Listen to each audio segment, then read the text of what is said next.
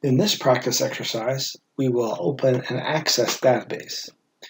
So you first click on the Get Data stage, come down and look for the Access interface. So we'll choose More, and there's Access right there, and then we say Connect, and then we have to connect to our data source, and that's going to be on the C drive in the Data folder in the Power BI 1 folder, and there's a couple of data sources there. Let's connect to this one here, this BikeDB-B file. If you click on Open, it will actually open up the data source, and it will list the tables in that data source.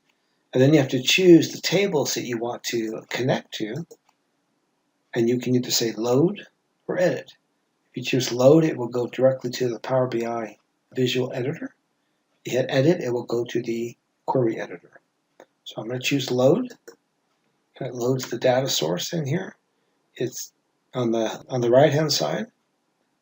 You're going to have the tables, and on the left hand side you're going to have the data sheet and the relationships.